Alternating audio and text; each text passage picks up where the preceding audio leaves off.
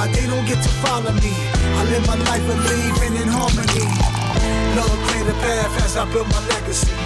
Lord, clear the path as I build my legacy. I'm not the person that I used to be. I'm on a different vibe, peace, love, and family.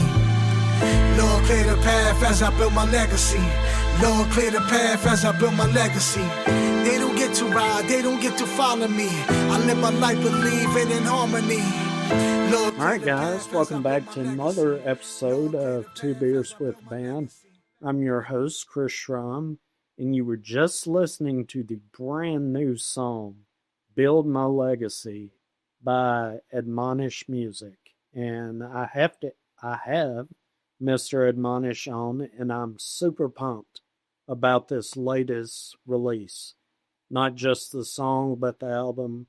He's kindly accepted my invitation to talk about this album and talk about everything in behind it. So, Admonish, if you don't mind, if you'll reintroduce yourself to the crowd, let them know what you're sipping on. And I got a list of questions, man. I am pumped to get into this. So, I'm excited to start this stuff. Awesome. So, everyone, my name is Admonish Music.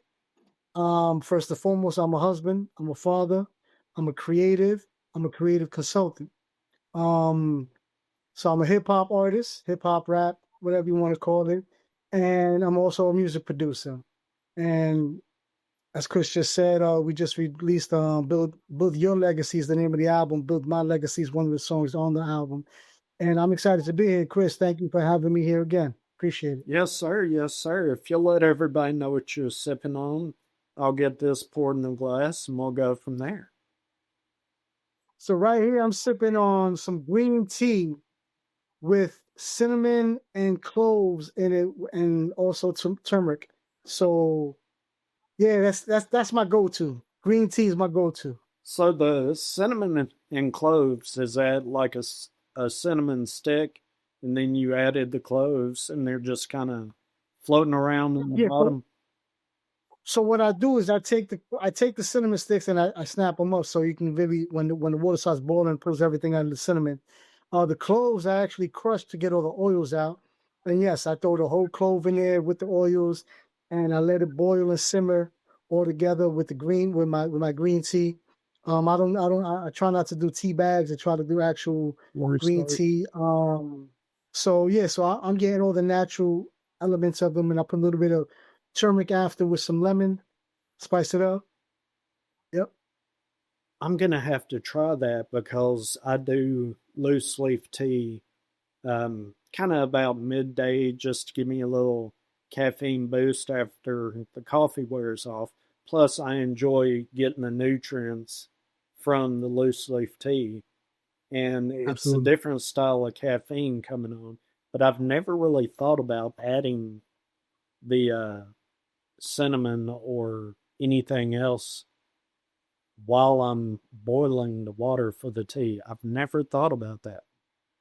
Yeah, I've been doing. I got family members who've been drinking tea forever, and as one should, I spoke to my elders, and they're like, "Listen, the more natural you put into your tea, the more you get out of it."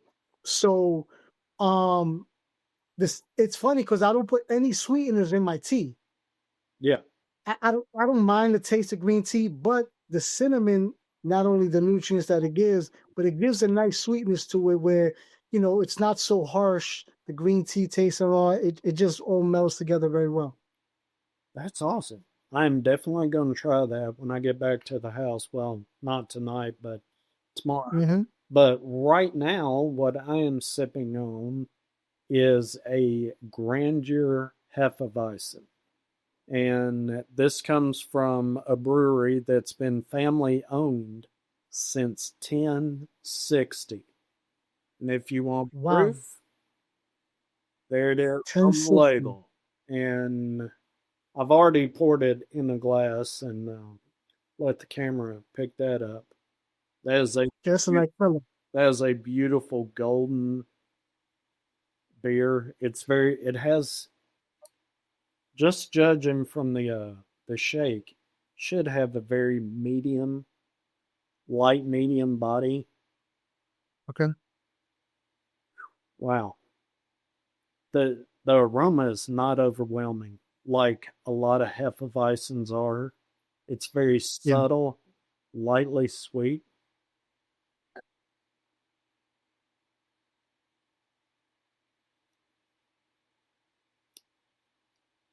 I'm gonna have to say this my new favorite. Yeah, in the world of Hef, Mm. this is my favorite. Man, I enjoy that beer. It's Nice. very subtle, has a very light banana flavor and a very light Mm. kind of allspice flavor. Okay, allspice and banana. Nice combination. But it's just subtle. It's not overwhelming. It just kind of shows up, lets you know it's there, and then it kind of fades. And it's not overly sweet on the back end. It Okay. just kind of fades away with very light sweetness. So, in my opinion, this is very well done. Again, ladies and gentlemen, if you have the opportunity to pick that dude up right there, I would get one or two of them. So, I mean, you said they've been doing it in what, 1065, you said? no, 1060, family owned since 1060. 1060. Yeah, world's oldest private brewery. 1060. I'm pretty sure in 1100 years they perfected their stuff, their flavor. Yeah, if they didn't perfect their flavor, they created the flavor. Yes. Yes. Yes. I'm going to say they created Hefeweizen. So, of course, I'm going to get major pushback on in the beer social media, but I'm just kidding. I don't know if they created Hefeweizen, but Yeah. they have created a great Hefeweizen. But I could sit here and talk about this beer for way too long, but we need to talk about your album. We need to talk about your music. We need to talk about everything that's going on with you right now. So I'm going to jump into my questions and I'm going to ask you what inspired you to create this album. Okay, so Build Your Legacy is built on a lot of what I speak about and what a lot of what I speak to my clients about. And to be honest with you, I mean, it's in every day. Legacy is very important to me, and it's not for any grandiose reason. It's not for any for bragging rights. Legacy for me is because certain things have been passed down to me, and it's important for me to pass those down onto my family members. I've been trying to find a way for years to speak about legacy and about finance and about how important it is, how family is important. So, one day, literally, I was writing for for lack of a better word, Transition was the album I was actually writing for. And in the middle of it, what made me transition from that album to Build Your Legacy was I sat there one day with my wife and we had about 8 tracks done. And I'm like, how you think about the way the album's going? And she was like, you're talking a lot about money in here. And I was like, I am? Because when I write, I'm not sitting there saying, hey, this song needs to fit into this album. Whatever I'm feeling, I just let it go. And what I do is I take those pieces and I put them together and I see if they fit an album structure and move forward. The concept of the album is always there, but I never force anything into it. I don't shut anything out. And when she said that, I was sitting there and I was like, because I already did Build My Legacy. I already did Currency. I already did Family Values. And I was like, values, currency, legacy. And the shirt I'm wearing is a drop from my clothing line a year before. So I did this in 23, Build My Legacy. And when she said that, everything just clicked. And I was like, album's called Build My Legacy. If I call my album Build My Legacy, I already have merch for it. People already have awareness for it. but how deep do I go? Like, you know, because sometimes when you teach too much, it turns people off. So instead of just teaching, I wanted to speak about just what's going on at the time for me.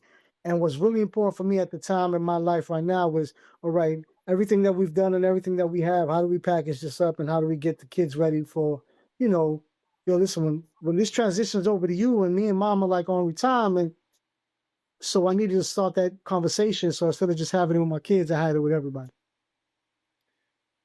Well, I was actually going to ask you, it seems like a lot of the songs on this album have some sort of finance, some sort of money tied to either the title of the song or in the song. And it seems like you do speak a lot about finances in this album.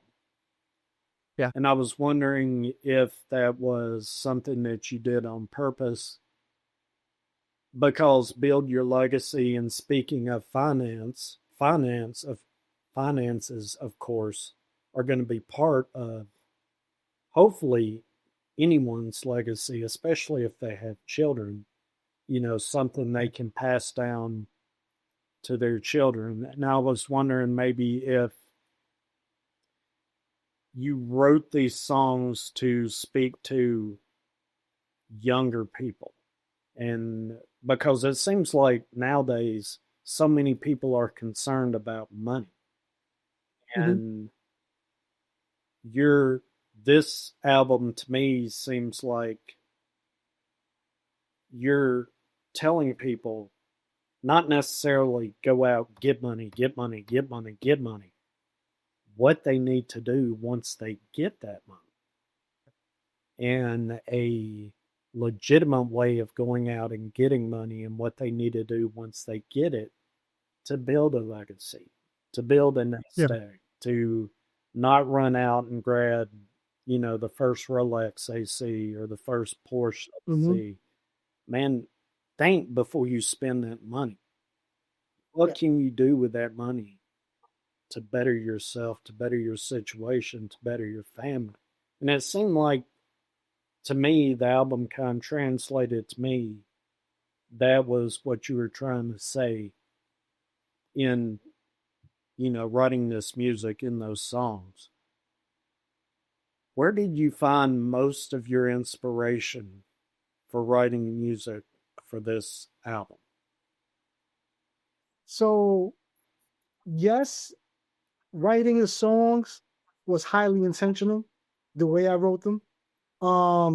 Financial literacy is something that I think that we really don't spend a lot of time on. Getting money right now in the album, in 2 different songs, I mentioned nickel, short nickel, long dime. So that is to tell people what you do with money's on you. You can do what you got to do right now to get a quick dollar. That's the short nickel. Or you could take the dollar and then put it to work and have it translate into a long dime. And those concepts were highly, not even strategic, intentional, because too much of us grew up in a place where it's get,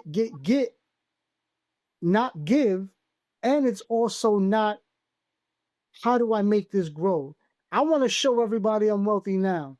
Okay, do you want to be wealthy now and then lose it? Or do you want to put yourself in a place where you're okay right now, where you're wealthy when it needs to be? And if you grew up with nothing, why would you leave your next generation with nothing? Where's the platforms that you leave, you know? So yeah, that was highly, highly intentional. The motivation for the album was really just life. You know, I got songs in there like Family Values, and I'm telling people in the hook, this is what's most important to me. And the money is cool. And yes, it's intentional that I'm going after money. But I need you to understand right off the bat, that's why it's actually the second song on the album. It's the first song, it's the second track. And I'm telling right off the jump, this is the most important thing. It's the lead single on the album also. My family is my value. whatever I generate, whatever my wife and I generate in our life financially, it's so we can create something better for us, not just for me, not just for her. So highly intentional the way the album's written, highly intentional the way the songs are in play, even in the fact that the intro, the Build Your Legacy intro, the entire intro has the titles of Hip Therapy and Build My Legacy built into what I'm saying. And what I'm saying is actually saying something. My mind was right there where, you know, my kids are getting older and they're growing into their own. And in that, I'm seeing legacy being initiated. And transition from like I see things like, you know what, that's something I do, that's something my wife does. Oh, you understand what a Roth IRA, you open up a Roth IRA. Okay, you're thinking about, you know, I'm seeing how that's affecting them, and then my little cousins, my nephews and nieces, it's doing the same. So it's legacies all around me, and I'm like, you know what? At times when I sit there to myself and I say, everything I've done, nobody's seen it. It doesn't mean anything. But then when I hear it back from them, I'm like, wait a second. It's translated. They're getting it. Was anyone else in hip hop talking about financial literacy? Because when I listen to different artists, it seems like a lot of them, not necessarily every song, but a lot of them are out there, get the money, get the money, get the money, spend the money, show people you have the money, show people you've made it to the top of the mountain. And I mean, honestly, like you say, do you want to be rich right now but poor later? Or do you want to do okay right now and be able to lean on that money later, but you've already taken that money and it's made more money? And Sure. I don't understand why financial literacy is not taught in our schools, and it's not taught obviously in music, because music, it almost seems like mainstream music is entertainment.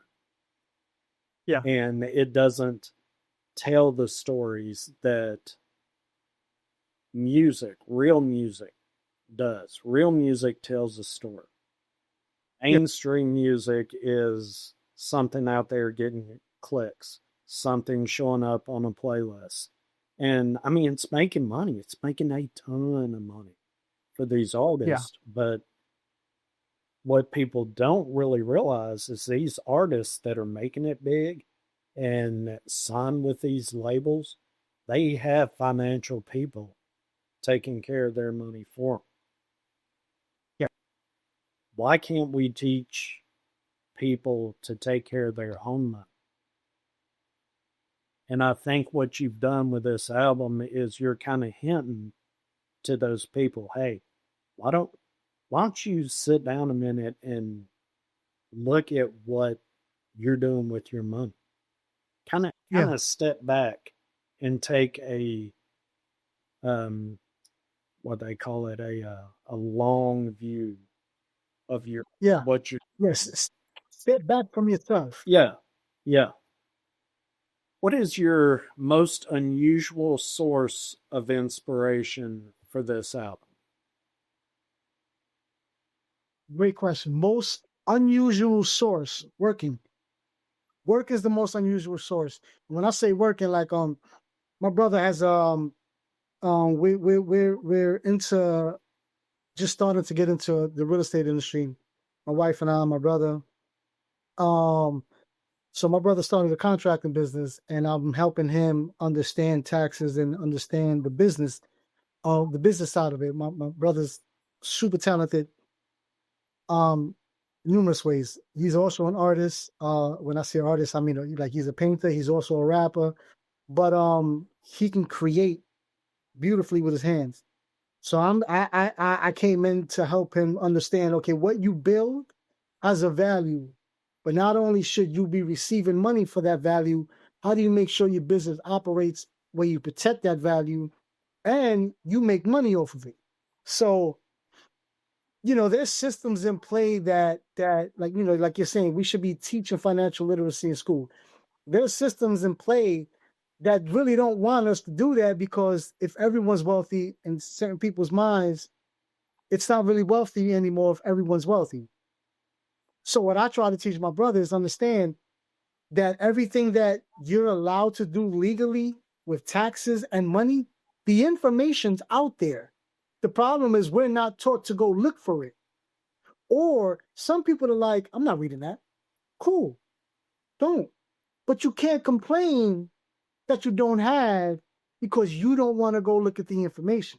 So I'm one of those people. So when I say working, helping them out with the business, it started triggering certain ideas, We were talking one day, and I was explaining to him, I was like, listen, there's certain, your kids are tax write-offs, your house is a tax write-off. He's like, yeah, no, I could. I was like, no, like, you can rent your house to your business, where your business pays you for renting your house for business meetings. And I'm explaining that to him. He was like, yeah. I was like, it's kind of a way to compound the interest of your money. I know what compounding interest is. So when I said that to him, I was like, I kind of looked off, and he was like, D. And I'm like, so I grabbed my phone and I wrote the concept down. So while working and just speaking and helping, I'm getting ideas for the album. And, Currency, like, with the song Currency, I'm helping him talk about taxes and all of this. And I'm talking about, legacy with him, telling him, yo, make sure your kids are involved, make sure your wife is involved. And then that kind of triggered into me, like, certain lines in Currency where I'm like, you need to understand, you can get bank loans, you can get all of this because you have a business, but understand they're not making your business. You are. You're the currency. Yeah. So, while working with my brother, a lot of ideas were triggered in conversation. Can you explain the creative process for you to take that inspiration and put it into music? Okay. So I think I said this in the last interview, but I'll reiterate it, just whoever didn't see the last one. A lot of my production inspiration just comes at night. So when we're getting ready, we're ending the day, my wife and I, she may be like, yo, I'm going to go read, I'm going to lay down, read, I'm going to go lay down, watch a movie, whatever. I'll pull out my drum machine and I'll start playing with sounds. So those tracks that I'm producing at night, those rough music ideas, what I'll do is at the end of that session, I'll render them down to MP3s. So when I'm driving the next day, wherever I'm going, I'm listening to music. So with which one?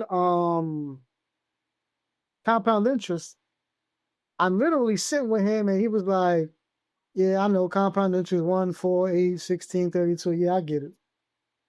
So it didn't hit me there. Even though I wrote down, compound interest we could do, so I get in the car and the music's playing. 1, 2, 4, 8. And I'm like, okay, so it's hitting me while I'm driving. So instead of me actually just driving and then trying to put my mind into what lyrics should go where, paying attention to driving. But what I do is I always set my phone up where I can hit a button and record me. I don't have to sit there and open the phone and open the app and I'm driving. I don't do that. And if I need to do that, I'll pull over, open my phone, do what I got to do. I don't do all of that while I'm driving. So I'm sitting there and I'm like, boop, 1, hey. So now I'm getting the cadence to ride to that particular beat. So while I'm listening to it, what I have on my phone, I can record the music and me at the same time. Then when I get home, the idea opens up. I always keep a rhyming dictionary with me. And the reason why I keep a rhyming dictionary with me is because, again, I love reading and I love learning. Yeah, I know a lot of words. I don't need to write rhymes with a rhyming dictionary, but it's interesting sometimes when I get a block in a phrase, I'll just read random rhyming words. And what I'm doing is then I'm downloading them into my mind So when I write, I got new words, but I'm learning new words. And sometimes just seeing, like I could see a word like 8, right? And just seeing the word 8, it'll open up 15 rhyme words in my mind. And then everything just starts to fall into play. Like I see the puzzle coming together. So the creative process happens many different ways, but I usually have systems around me to catch it. I got you. How does this album differ from anything else you've put out? It differs greatly because even the albums that I don't have on streaming services that I've done before, one, this is a lot less aggressive. 2, I'm comfortable in who I am in the frame of saying I'm not writing or recording to just tell people what they want to hear. I'm writing and recording right now to release what I want to release, what I want to hear, and what I want to say. And I'm comfortable with people like, yeah, I don't really like that type of music. That's fine. It's cool. You know, I'm not going to sit here and force you. That's cool. So it differs, one, production-wise, because I think my production changed even from hip therapy, because this was less melody-driven. It was more choppy sounds. It was more aggressive. The way I attacked the rhymes and the cadence was a little more aggressive because I felt what I was saying was important. So I felt like I was battling the microphone when I was recording this, opposed to just receiving therapy. And I felt like, because my kids, when they were young, used to say, when I got serious, they would say, why are you yelling at us? And I used to tell them, I'm not yelling. What I'm doing, the reason why my voice changes, I'm projecting and I'm making sure I'm speaking clearly. So the syllables are heard and the words are heard and the emotions understood. And I feel like took that and I put that into this album because I'm like, what I'm saying is important. If you don't receive it, that's fine. I need to know that I delivered it. How have you evolved as an artist over the years?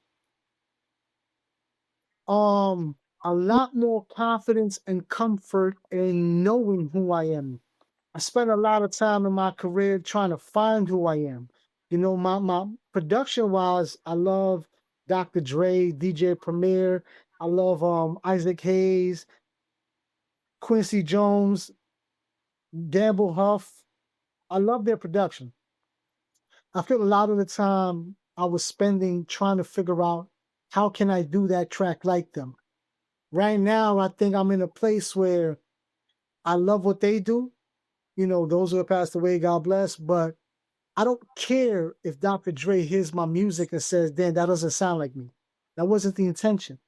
My intention was to do what you did, meaning when Dr. Dre produces, he's producing so he loves it. Right. And I feel I've taken that from those producers as far as artists like Nas and guys like the Russell and greats like Slick Rick and De La Soul. I feel when they go in the studio as an artist and they're recording for themselves. They're not trying to appease anyone. And I feel right now I'm in that space as a producer and an artist where the music I'm creating, I want people to hear it and love it. But most importantly, I have to hear it and love it. Well, do you feel that it's easier to make this music when you approach it from that way? When you're approaching Absolutely. it from, I'm doing this for me, and I'm not doing this to please everyone else.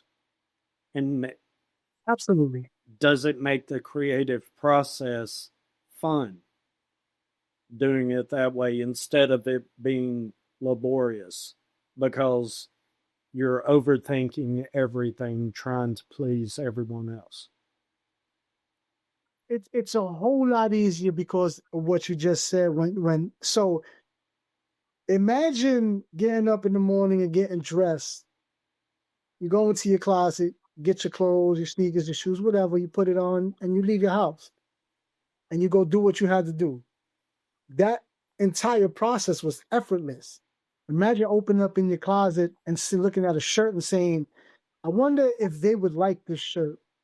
And if they would like, if this shirt matched those shoes, or maybe they don't like that I match. Oh, so now you're already doubting it. You already turned it into a exhausting process. What I write now, I don't have to write. Are people gonna get this? Do people like this? I don't do that no more. Now I literally sit there, and when I'm wild, wow, that was a dope line. That is the excitement. That's the fun. It's not even, I don't even write to say I need to wow me. I just write and let it out. When I read it back, I don't think that goes with the first verse, or it doesn't really, that's cool. I go to the next rhyme and write again. So writing like that, writing for me to impress myself is so much easier. And what it does, it allows my pen to just do what it's supposed to do and just flow. There's no more stopping to worry about. I don't do that no more. I just, it's refreshing to create the music and create the lyrics like that. What is something your fans would be surprised to know about you in the process of creating this album?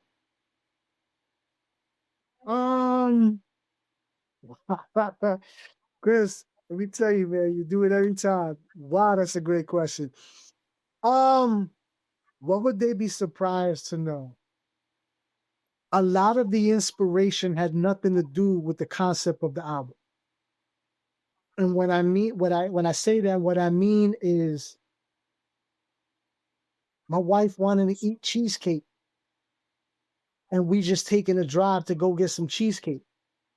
So people be like, what, did you go to an expensive restaurant or any of that? The fact that we're in the car driving to go get something that we want and there's no worries about where it is or anything, that's inspiration. That was that I've learned in life to take those moments. So when people be like, yeah, I went to Hawaii, I went here and there, and that was their moment. For me, the moment is the laughter in the car with her, going to do something that we just enjoy and has really no pertinence to anything. Because the fact that we did that, that's something I want to pass on. So people will probably think, oh, you get into real estate and you get into your clothing brand and you want money, money, money, money, money. That's what inspired the album. No, what inspired the album is the fact that we can get up and go. And that's something I want to inspire in my kids. You want to go to Italy? You work for it? Go. You want to go to the supermarket to get an avocado? Understand that that's your privilege, and that's the beauty of it. Like, you're not sitting there saying, I got to, let me go check my account, and you can be like, I think an avocado go with this dinner. You could just go. But understand that you worked for that and you put yourself in a position to do that, and it's a blessing to do that. So those moments are the ones that I don't think they would understand really impacted this album. And that all goes back to, or circles back to, financial literacy. Yes. Absolutely. What's your favorite song on the album, and why is it your favorite song? Great question, because I'm in the car one day with my brother and we're driving, and he goes, how many times are you gonna listen to this song? And I was like, what do you mean? He goes, you have the song on repeat. And I was like, oh, my bad. I didn't. He goes, the first 10 times, I was like, oh, I know what he's doing. He's listening to the mix. And I was like, Build My Legacy is my favorite song I've ever created.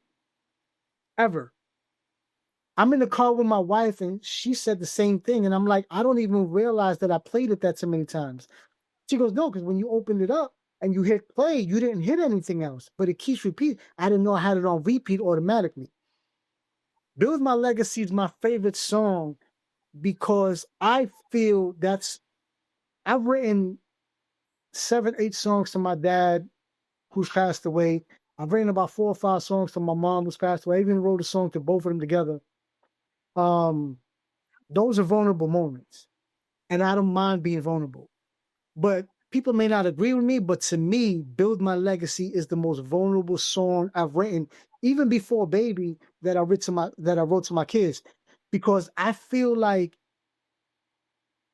what I wrote, what I produced, the way I delivered it, what I said, how I said it, is the most effective I've ever written a song in my life. Do you feel that your religious faith has anything to do with the creation of this album? Or Absolutely. has any impact on this album? Yeah, my faith has everything to do with everything I do, but my faith on this album is me really saying thank you. And some people may, you shouldn't be speaking politics and religion. I'm not a religious person. I'm what I consider a spiritual person. I believe in God wholeheartedly. The religious side, I'm kind of like, it's my relationship with God is when I speak. And I try to tell people the fact that I have that is what allowed me not to lose my way. If I didn't have that connection, which I said in on the album and on Build My Legacy, when I'm explaining about my dad, I'm like, my bad that I wasn't in contact when I was younger, but everything I was going through was what was blocking our relationship. Mm-hmm. And, whether someone is talking to God, or as they want to say Allah, whatever word you want to put there, even if you want to say the universe, understand that the connection is the most important thing. Because if you believe that you are the all and final, it's kind of like, okay, so now when you drop the ball, is it over? Because when you drop the ball, I think that relationship is what tells you it's okay. Keep going because you're bigger than that. Right. So it is even the song I Am. I had one of my friends who's very deep into religion. He was like, blasphemy. And I was like, look, man, the different books that you read, they all say the same thing. And from what I'm understanding, God is inside of us. So when I say I am, I'm not telling you I am the God. I'm telling you I'm of God. Right. But instead of me telling you that I am the being above all other beings, I'm telling you I am of him. So for that, stop being so arrogant. When this person in the street needs something to eat, turn the camera off. If you're going to give that person something to eat, why you not talk about it? Right. Give to give. Stop giving for notoriety. Stop giving for trying to be bigger than that person. If that person has no money and you got all the money, y'all both still human beings.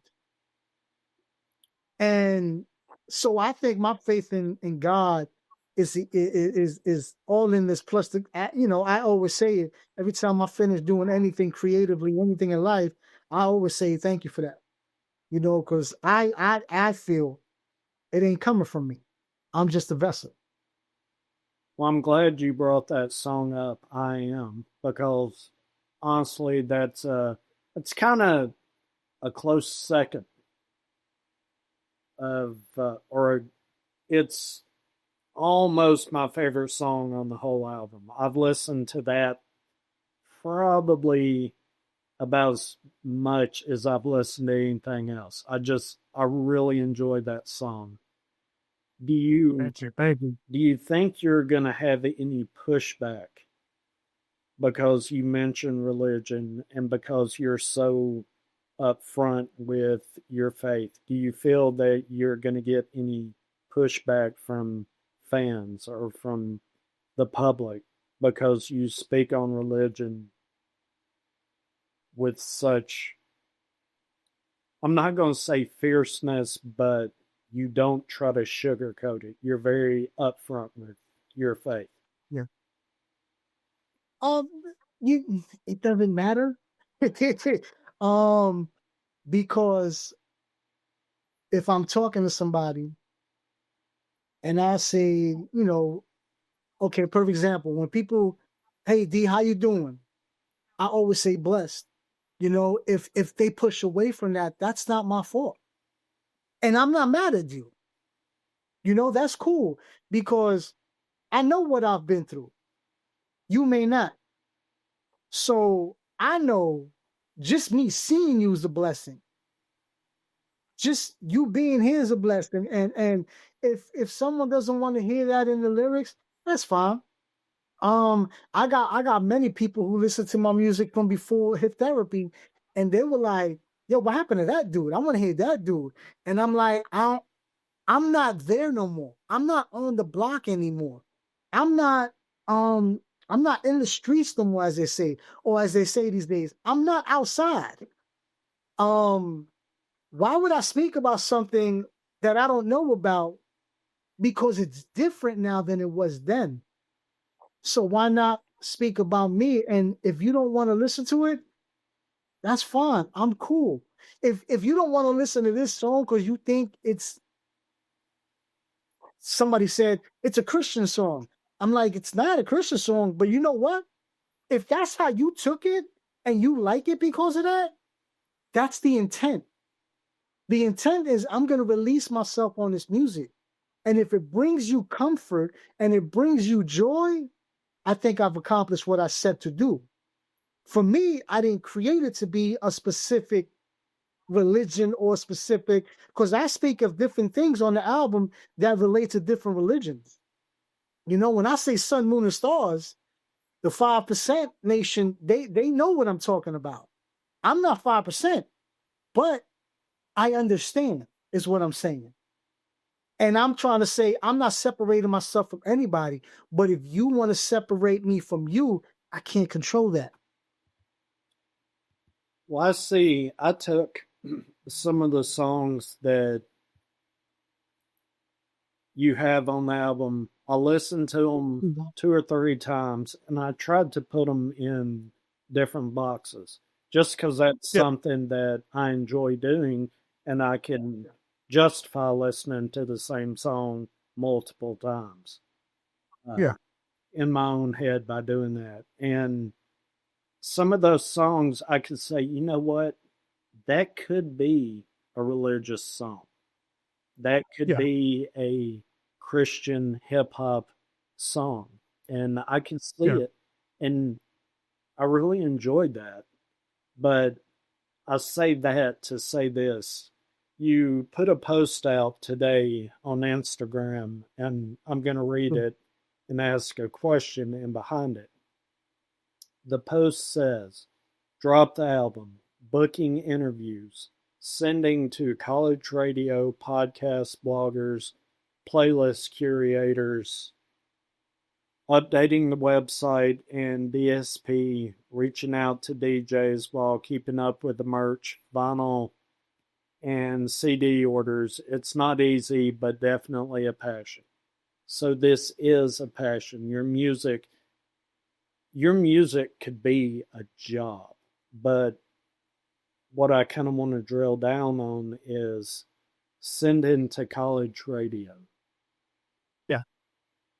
How are you sending this music to college radio? What sort of colleges are you trying to send this music to? And what's the process for getting that done? So the way that I make my music is, we spoke about this last time, the strategy of sync. I don't curse on it for a reason. I try not to be specific as far as location and certain names, because then it'd be difficult to fit into, certain movies or shows. Right. But if you double down on that, if a Christian radio station or a Christian college wants to play my music, there's no issues. Right. If a Catholic radio station, there's no issues. Right. So when I release my music to college, I'm really looking for hip hop. And the reason why I'm looking for the word hip hop opposed to just rap or anything else is because There's certain trap music that, I listen to and I think it's cool. It's just not what I do. So I don't see my music sitting next to a trap record. So I say what I say in my music intentionally because I want it to be understood. I want it to be understood I'm a lyricist. So I literally, throughout the years, established a college list of, before we did Hep Therapy, it was at like 10,000 college radio stations. Through the years, helping artists, taking emails, names, numbers, websites. I've taken that list and I narrowed it down to about 1,800 schools. And when I say 1,800, that is schools who like the type of hip hop I do. Lyrical, deep, conceptual, hard music. The music is hard, the drums are hard, melodic. So yeah, that's a few different, as they would say, niches within hip hop, but I fall into all of that. And I just send them out. And I send them my personalized. So I have a system that I created where I don't have to send one email out at a time, because I will be sending those out till I'm about 95. So, but I make sure their name is in the top. I make sure the station's mentioned in there, and I make sure if we had a previous conversation, that's mentioned, because I know when I sent you the email, I knew who I was sending it to. So I needed to make sure that, you're going to be in contact with a ton of artists. And what artists are taught are, make sure you say the person's name and try to keep it personal. It's not, for me, it's never tried. Like I remember the conversation last time. I remember the way you ask questions and how you ask questions. I remember how in-depth the conversation was from your perspective. I remember, the warmth of the interview. So I need to relay that in that message. And that's how I've grown my list of, curators, college, regular radio, guys, interviewers, podcasts, all of that. So I for me, I don't care if I got interviewed 500 times, just see, I don't care if it's 500 people. To me, it's each individual person. It's not a group of, they're just interviewers. No, each person is a person. And I need that person to understand that I see you, I remember you. And so when I send my music out to even college, I'll do that. Because a lot of people are like, oh, they left. Cool. But I know you read the email and you were like, yo, you know this dude. Yeah. So now you know I'm going to know you. And me knowing that other person that left out of college, they're going to remember me in the next. Maybe they're doing major radio now. Maybe they started their own magazine or whatever. And they still remember, you know what, every time they see me, it's what up, it's peace, it's how you doing. It's never, I'm just a number. So I make sure they like what I do. And if they don't, that's fine. If they want to be removed, that's no problem. Remove it from the list. But I make sure my music can be heard and listened to by whoever wants to listen to it, because I'm not here to shut people out. That's not my job.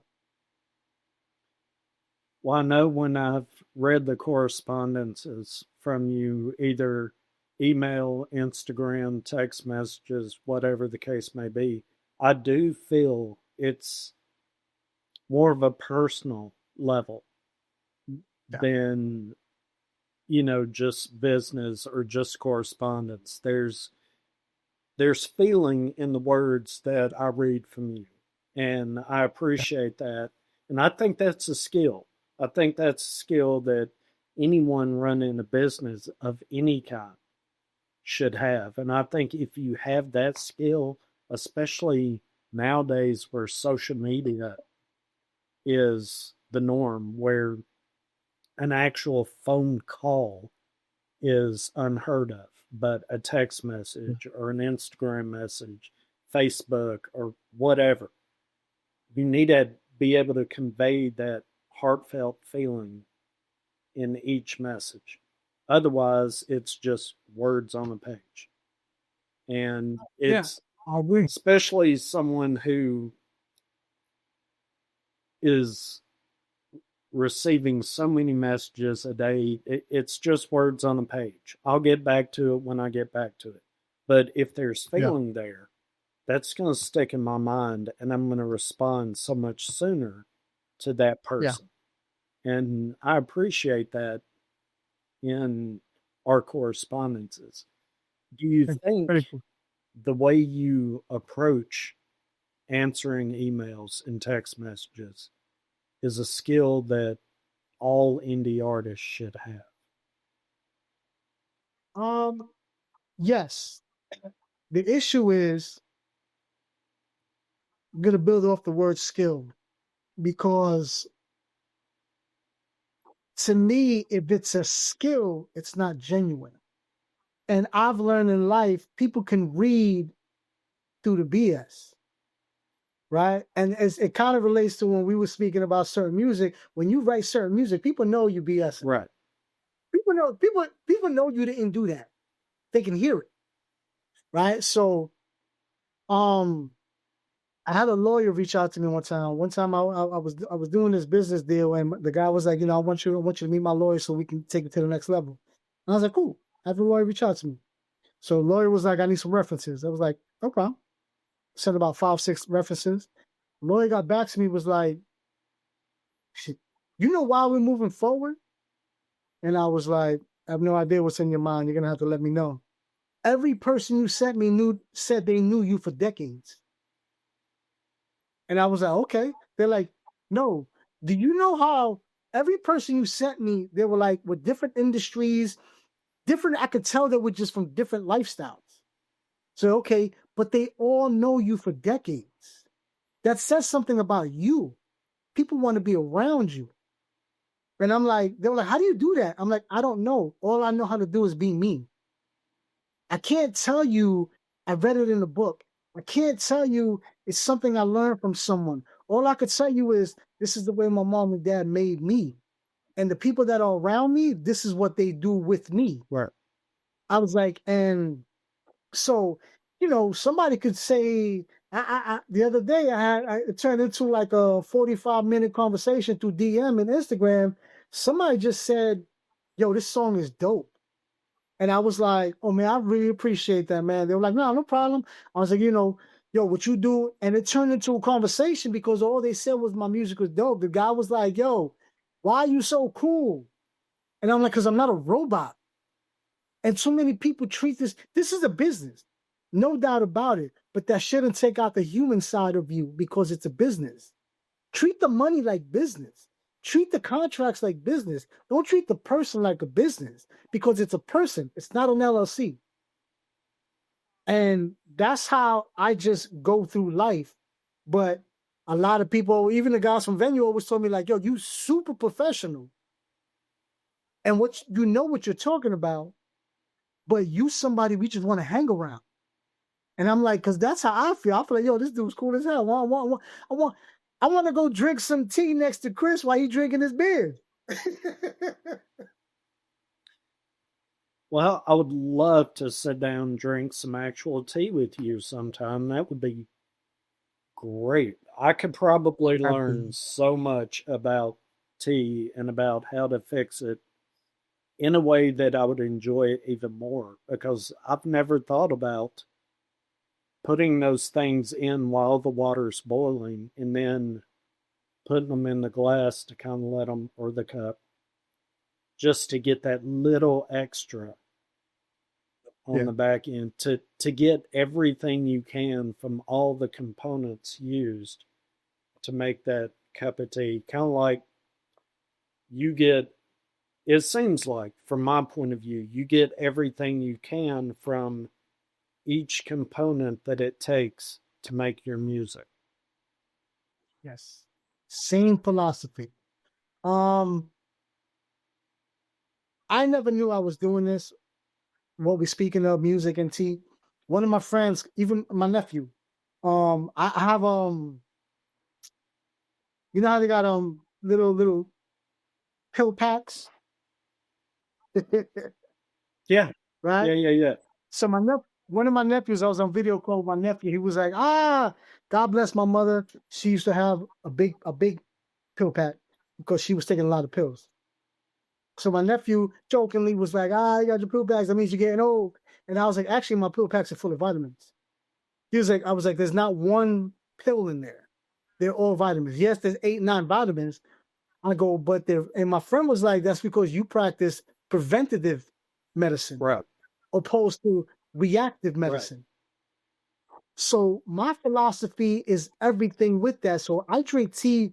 I try to learn everything I can to keep healthy because I want to be here as long as I can. I'm going to do what I can to be here. And when I make music, that's my philosophy. My philosophy is I don't want to make this beat where I'm going to get sued later.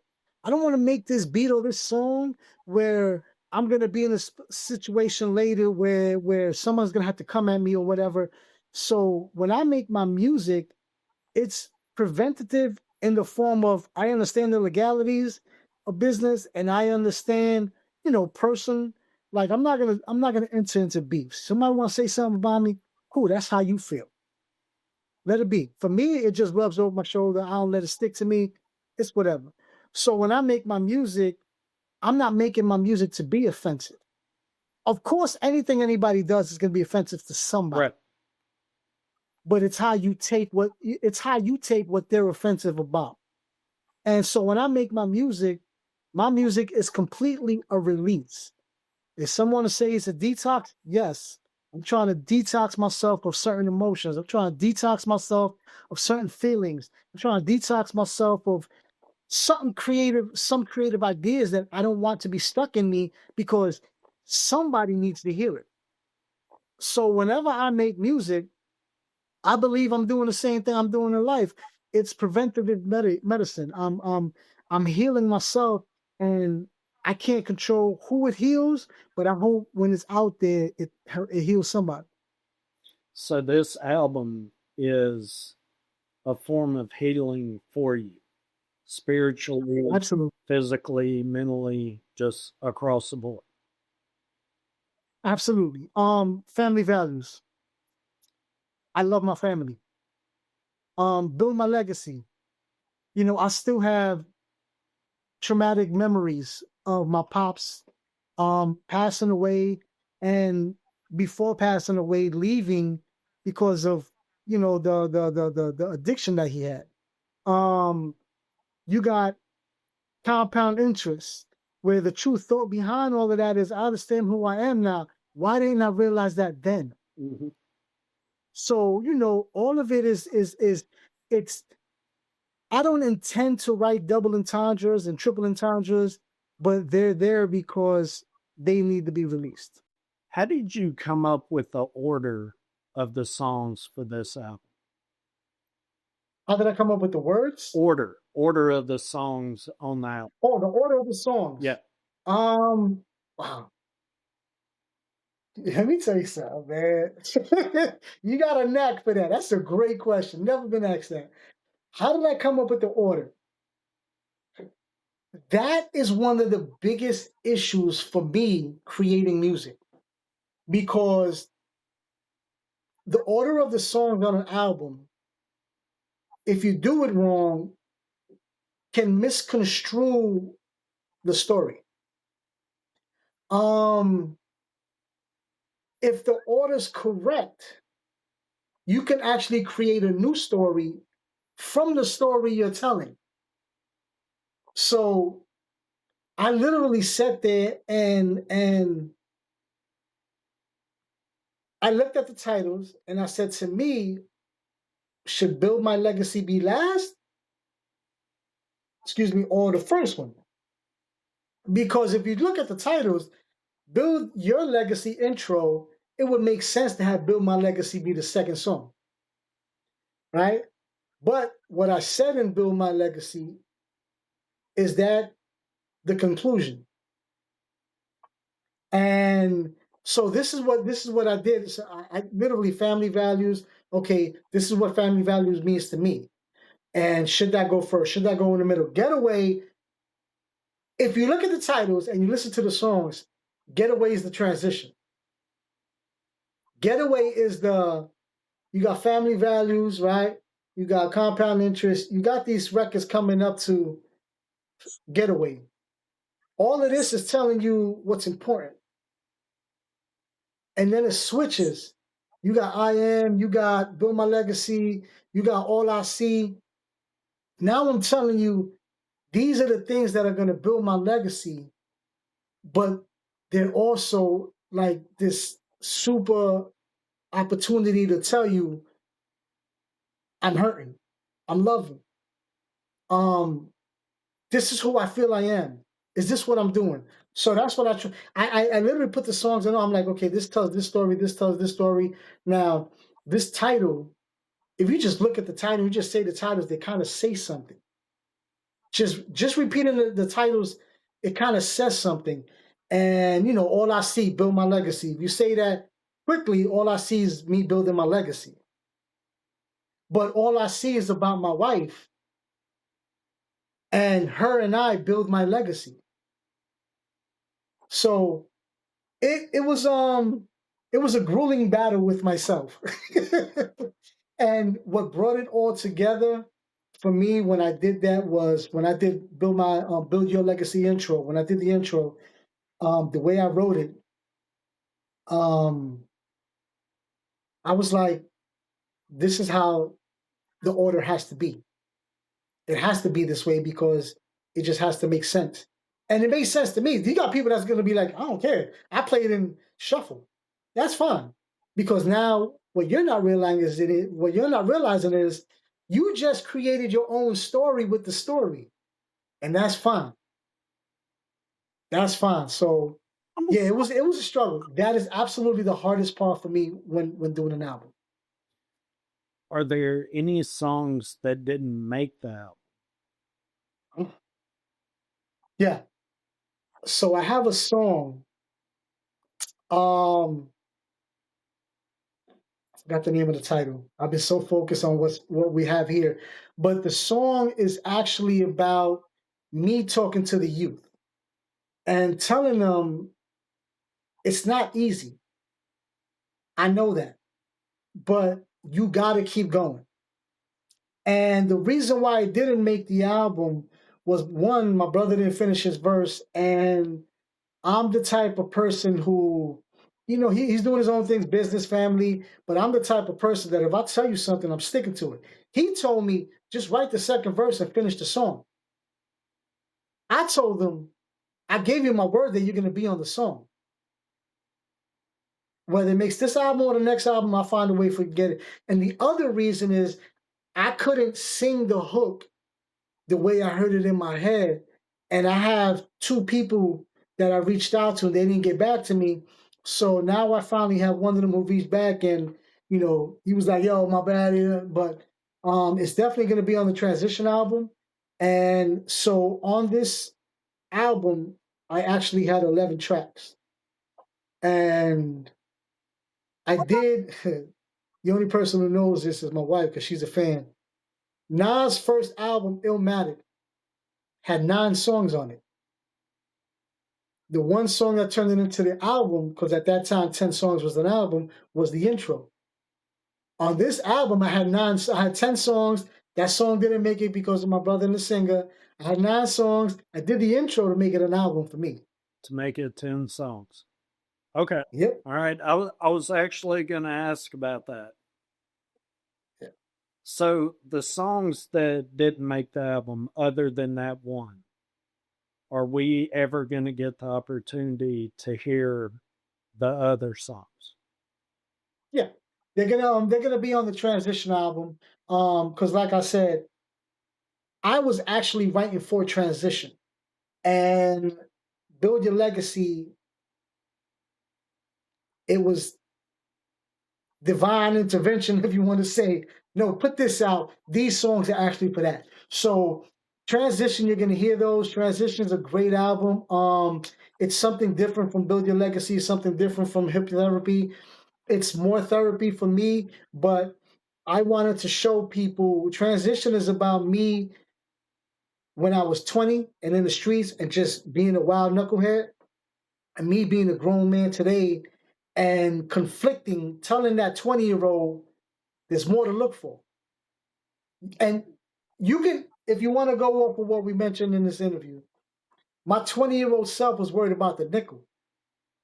This Admonish is worried about the dime. And the entire album is based on that. You're going to either hear that, like I might have a first verse where I'm talking like I'm 20, and hear the second verse where I'm talking now wise, or you might hear a song that is of today, the production wise, the lyrics, but some of the singers on it are doo-wop and all of that, because then you're going to get the duality of the music, but you're also going to get the then and now. So you're going to hear those songs on transition. And I'm looking to release that sooner than just 9 months from now. If you could do a song with your younger self as a feature, Yeah. would you do that song? And if so, what would it be like? Oof. That's the entire transition album. Because I let one of the guys from Venue, I sent him 2 songs. And he was like, it's crazy how you're aggressive and calm on the same record. How'd you do that? I go, because I was really aggressive when I was 20. And I'm really patient now. And he was like, it's funny you say that because it sounds like 2 different people. He was like, you talking about fast money, you talking about cars, you're gonna get, matter of fact, you know what it's gonna sound like? Lost on Build Your Legacy was one of the songs that was supposed to be on transition. If you listen to the first verse, you're gonna hear me talking crazy. How important, that Beamer with the drop top, and then when you listen to the second verse, you're gonna hear, shameless plug, you're gonna hear the transition of who I am. And the hook in Lost explains me at 20. I was more focused, I was lost because I was more focused on the flash than I was focused on my future. Do you think that people that hear that song will be able to figure that out? I'm sure you already know the first thing I'm gonna say is it doesn't matter. But yes and no. If you have somebody who is just listening to hip hop because they like the grooves and they like somebody saying something, they're not gonna get it because I like the way he rhymed it. But if you get people who like, whoa, that finished, let me rewind it, and now let me listen to it. You have to hear the song, and then you have to listen to the song. Right. And I think the people who do that, they're gonna get that. Because when I wrote the 2 verses, I had to write them in different days.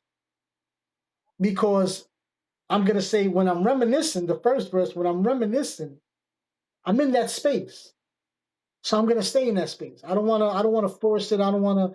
And then when I come back, and like I actually, when I wrote Build My Legacy, that same day I wrote the entire song Build My Legacy, that's when I wrote the second verse for Lost. Because I was in that space. I was admonished music now, opposed to being, the younger version. So I can't control. I mean, I always hope people get it, but it's okay if you don't. So, what headspace were you in when you wrote this album? Were you kind of back and forth with who you were then and who you are now? Or were you kind of just sitting back, taking everything in and just creating from within? Or just, I don't know. I guess I'm trying to answer the question for you, but what headspace were you in when you wrote this album? So, okay, Lost, Getaway, Family Values. Those, there's another, not Compound Interest. There's another one. Those songs were supposed to be on transition. So in transition, my headspace was, like I was saying, me younger me, older me. And I would write those because my brother and I would reminisce. We'll be talking about smack. First of all, we're sneakerheads. Like, I got my closet in my bedroom is me and my wife. My wife and I are sneakerheads too. So my closet in my bedroom is sneakers. And I got clear cases, so I don't have to like open it and look at what sneaker I'm gonna wear. I can see my sneakers. You open up my closet in my bedroom, you're gonna be like, "You serious?" How many Sneakers. you got? How many you got? Pair. I rotate my sneakers. So right now, I'm gonna say I'm 50, 60 sneakers, Okay. and that's my sneakers. So my wife, she's a cheater, and when I say she's a cheater, because her feet are so small, she could fit 2 pairs of sneakers in each box. So, but whatever I got, I always buy my wife double. So it doesn't like she probably got like 70 pairs of sneakers up in there. And then in my bedroom, I got all my clothes. So my brother, photos, videos, whenever we get new sneakers, it's photos and videos. So whenever we buy new sneakers, we go into old conversations. Yo, remember that time we was out here and we bought like, because like when I was young, I was a knucklehead, but I still had a good head on my shoulders. So, if I went to buy sneakers like at the end of August and we bought like 8, 9 pairs of sneakers in one day, and I knew certain kids in the street we lived on didn't have sneakers, my brother and I would buy sneakers, and we knew kid sizes, so we would go buy sneakers and then we'll go back to the hood and, yo, here, go to their moms, like, yo, here's sneakers for the kids. And so we would talk about those things, and those things will bring back memories. Or memories, it might be a good memory, might be a bad one. Those are good memories. It might be, man, yeah, remember that time I was out there, so got shot, and so that space is where I was in. And then when I wrote "Build My Legacy," that flipped. "Build My Legacy" turned into I got another story to tell, and that would make me go back and maybe write a different second verse or change the verses for this song, because I Am Legend came after Build My Legacy, because I was sitting there and I was like, I believe God speaks to me. That's just what I believe in. How do I say that without offending somebody? And then one day I said, what do you care if you offend somebody? Because if you offend somebody, you didn't offend them. They took it offensive. You can't control that. Right. So speak your truth. And what I wanted to speak in my truth was the hook. I wanted to tell people that my dad was a stand-up dude and that my mom was a stand-up woman. And these people molded me. And the fact that they molded me, they put me in a place to be the man that I am for a woman who wants to give to the world. And her and I created children who took those things from my mom and dad and through me and want to give it back to other people. That's so when people are like, yo, I love that you love I Am. I thought it was a song nobody was gonna get. It was one of those songs that I was like, it's my song. I like it. I really do. Thank you. How long did it take to make this album, to go from concept to final production? If you take out all the distractions, and when I say distractions, I mean in work, where work took me away. There was a point in time where literally for 4 months I did no music because I was just 20 hours a day, right? 20-hour days, 6 weeks straight, those types of days, right? But if we was to sit there and say, okay, without those distractions, if I started on, I don't know, let's just say March 1st, and I finished, I would say as far as creative days, maybe 45 days. Really? Maybe it was 45 days of creating, I want to say.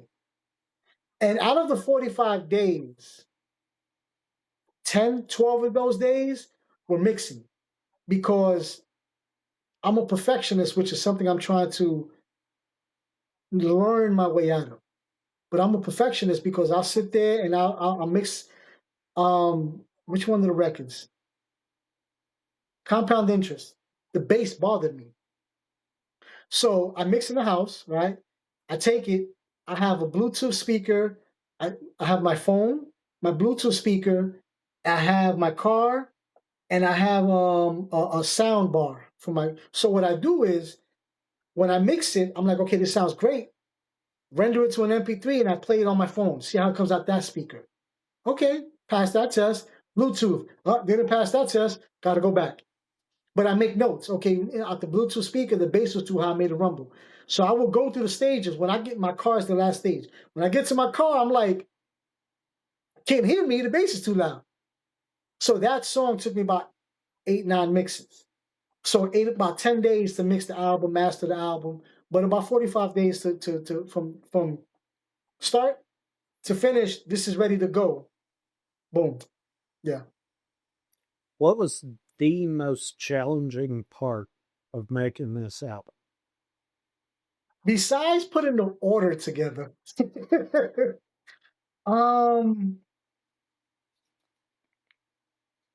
I have a new DAW, and that's a digital audio workstation.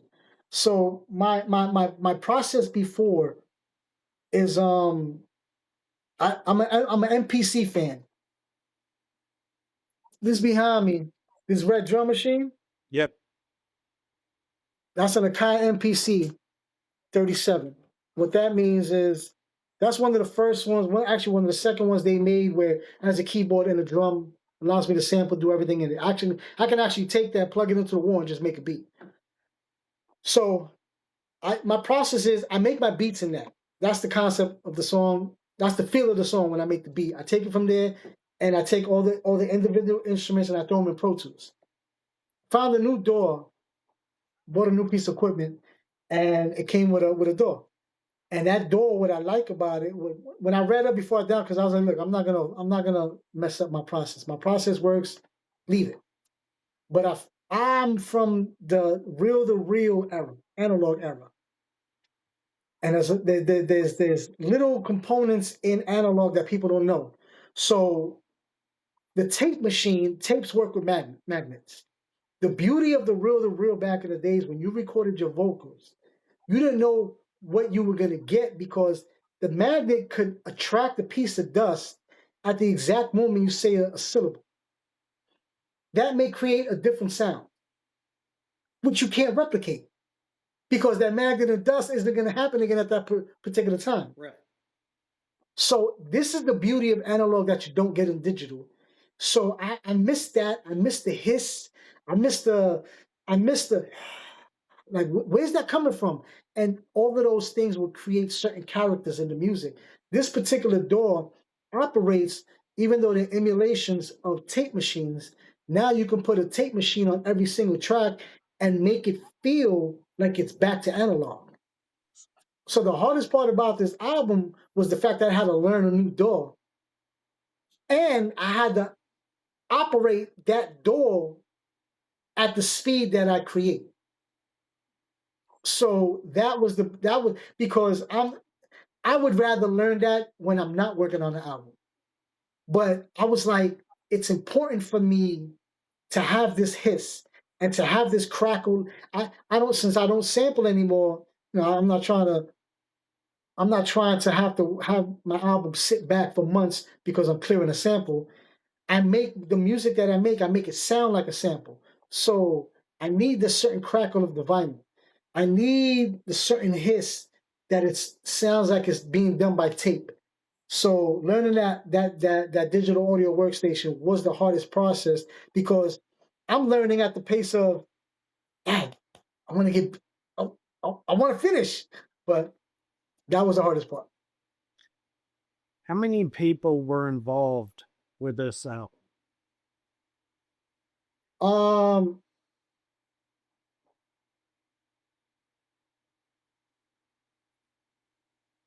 6 people. You'll only see 3 because I'll mention the people you don't see. My brother, Dak Lowe, my brother M3, my wife. You don't see them on the you don't hear them, I should say, on the album. But every time I do a song, it goes after I'm cool with it, it goes to them. And me and my brother Dak Low on I Get It Now. Um, I love my brothers and I love my wife because they're not yes men or yes women. I send a song to them, I don't get, yo, that's oh, go. No, my brother Dak Low was like, I Get It Now, it's dope. But I need you to double time the cadence. And I was like, what? He goes, if you rhyme really fast, it'll give it a whole new dynamic. And I was like, I said, you're asking me to rewrite the rhymes. He was like, yeah. So I went and I actually have a version of that song where I double time. I wrote more. It's the same lyrics, but I wrote more lyrics in between so I could rhyme faster.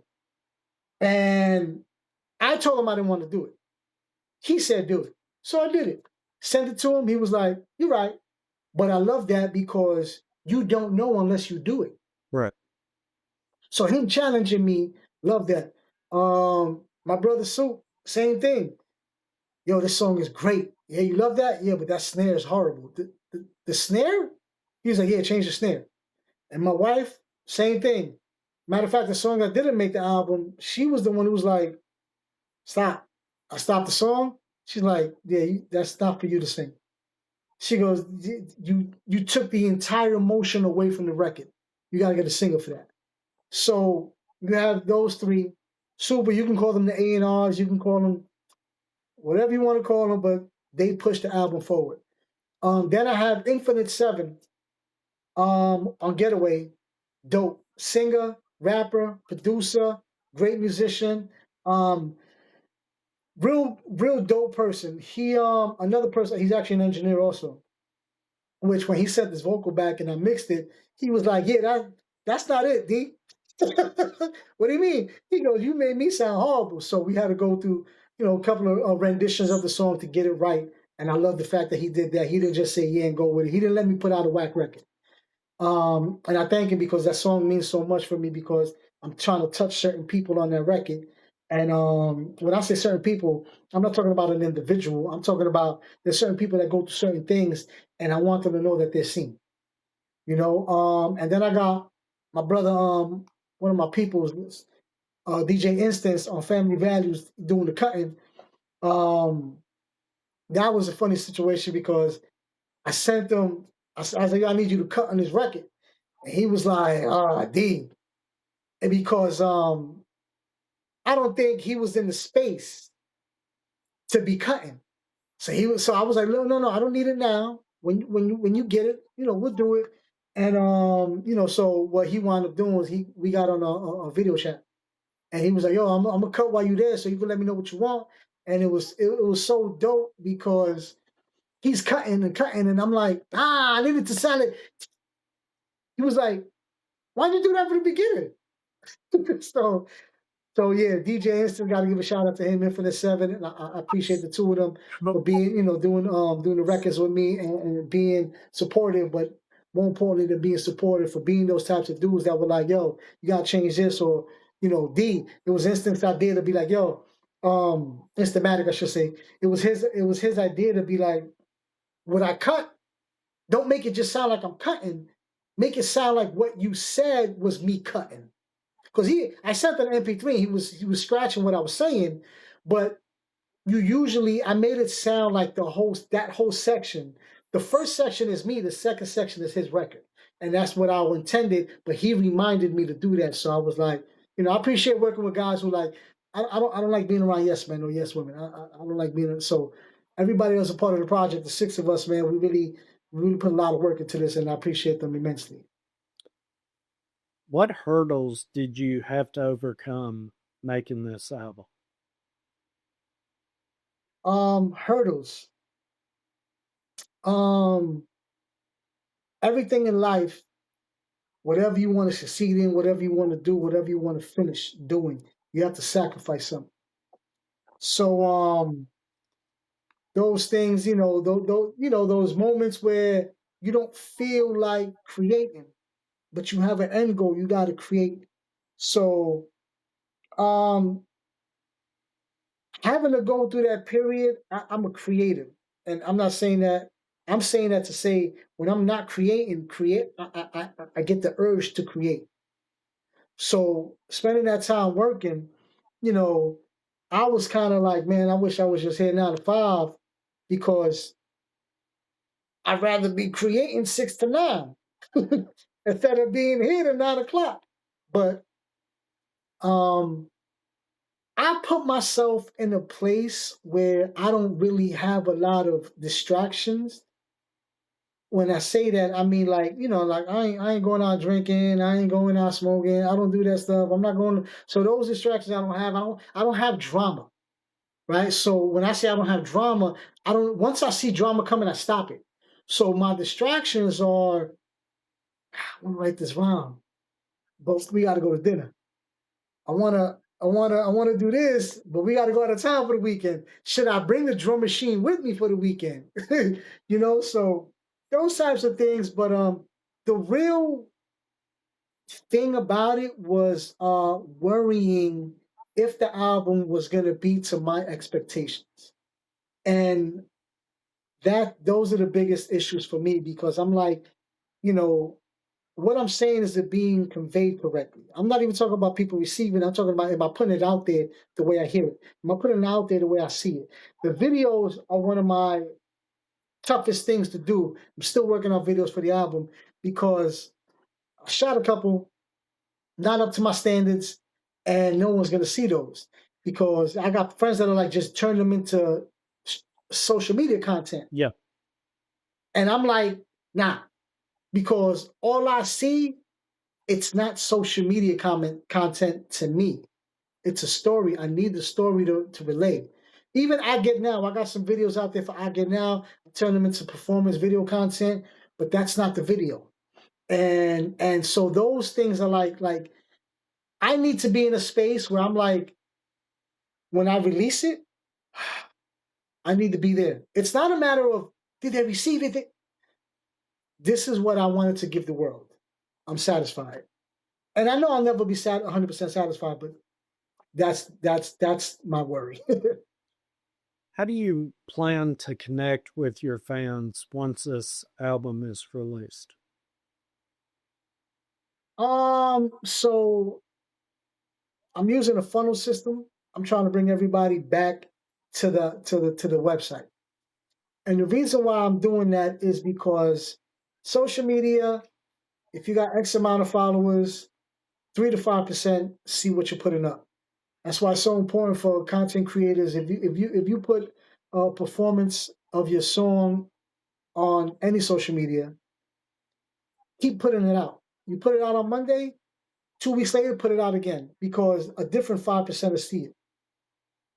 That bothers me because if I got, like right now, I got about 600 people, 700, about 650 people in my email list, text message list. And I know if they're all following me on social media, they're all not seeing what I'm saying. And so my thing is like, hey, come back over here because now I have direct contact to you. Now I could tell all of you, this is what's going on. And however many come back and want to be receptive to it, out of my hands. I can't control that. But I'm, on even.biz, on Instagram, on YouTube, TikTok, all of these channels that I'm on, I'm bringing everybody back to admonishmusic.com so we can continue the conversation. That's the most important thing to me. The most important thing to me is let's have a conversation. Right now, when you told me, like, you really surprised me and made me happy when you said I Am is like your number 2 song, close to number 1, because I wouldn't know that if we didn't have the conversation. And this is what I try to convey in my music is I'm reachable. You can touch me. Like, you can really talk to me. And let's have that conversation. D, I ain't like that record because of this, and that. All right, cool. Cool. Why did it bother you? How, what word, what lyric, let's have that conversation because I enjoy talking to people. I enjoy seeing what's on their mind. I enjoy understanding why they want to listen to my music and bring me into a part of their life. So everything, my whole thing is videos. I love putting out quotes. that I read because I want to do two things with that. One, I want to let you know, I think this is interesting. Does this impact you? Two, I'm a reader. So, people may look at me and be like, yo, you from the hood? And they're like, no, I read. I read heavy. And I would love to have that conversation because now that people know you're not just a rapper, you're not just a producer, you're not just a business owner, but you're a human being. Yeah, yeah. When you go to a coffee shop and you read, I don't mind doing that. And I like actually holding books too. Right. Yeah. I'm a fan of real books. I've tried the Kindle thing. I don't care for it. I've read a bazillion articles on the computer and I've saved them, but there's nothing like, at least for me, having a real book in your hand that you flip through and you've highlighted things that you want to come back to and maybe even made little notes over in the margin. And after I've read a book and set it aside and moved on, I come back and pick it up later and it's a whole new adventure. And it's a whole new way of approaching the book when you just flip through it and read the highlights. And it may make me think of other things or new concepts or new ways to approach certain things. For example, finance or leisure time, or, I don't really read fantasy type books, but there are some I enjoy. And, my mind is always working. So sometimes thinking about those books is kind of a release from everything else. Kind of like music, listening to music. Music is a release from the worries of the day or a thought that I just can't get out of my head. If I listen to music or read a book, it'll take me away from the headspace that I'm currently in. Yeah. What are your thoughts on the current state of music or the music industry? It's interesting, and I have my ideas. Like AI is I create my music. So AI kind of I'm kind of iffy on it because I'm big on a person doing the work. And so that whole situation with AI kind of has me. Now, it is beneficial for certain things. Being a business owner, like sometimes when I have this conversation with artists, I get it. It cuts back on certain aspects and it cuts back on certain time and it helps you with certain things. I get that. My issue is ownership. And when they're like, what do you mean? I'm like, it's cool you made a video with AI, so now you don't have to shoot a video. I go, so we can get into the conversation of you didn't create it, you didn't pay somebody, so they lost some money out. We could talk about all of that, which is important because how else are we gonna live when we don't have jobs? But besides that, you can't own the video. That's not your video. Your video was actually made from other people's content. So I'm big on, no, my wife and I own all of our songs. The publishing, anybody wants to sample our song, great, they got to come to us though. They don't go to somebody else. So if I sample something, I can't own my music. If I make AI all my videos with AI, I can't own that. If I had AI create my logo, I don't own the logo. Not I own everything. I own my entire IP. My wife and I own all of that. From the record label name to my artist name to everything, we own it. Down to the music, we own it. So that's one of my issues. The other thing is the state of the industry is like I feel like people are getting lazier and then complaining about it. So it's like now DSPs, digital streaming providers, yes, they don't pay us the way they should in an artist perspective. As a business owner, I get what they're doing, but as a business owner, I couldn't make all the money that I make off of some and pay somebody fractions of a penny. I wouldn't be able to sleep at night. But that's just how I am as a human being. You can't complain about not receiving the rewards for work you didn't put in. So from an artist perspective, looking at all the artists that are complaining that certain things aren't working for them or this and that, and the complaints, I tell my clients in business, don't complain. If you want to vent, I'm ready to listen. But you complaining is telling me the complaint is going to change. No, you have to put the work in to change the complaint. So if you complain and I don't want to hear it, because that means you don't want to put the work in to fix it. If you want to vent, cool, I'm here to listen. You done? Now how are we going to fix that? And too many artists are complaining. When, you got people who, I want to be Jay-Z. No, you don't. Because Jay was in the studio continuously. Jay was on tour continuously. Jay was in interviews and doing promo continuously. You don't want to do that. You want to say you're an artist, make the money, and then go hang out with your peoples. Jay brought his peoples with him, and they all worked to bring him to where he is.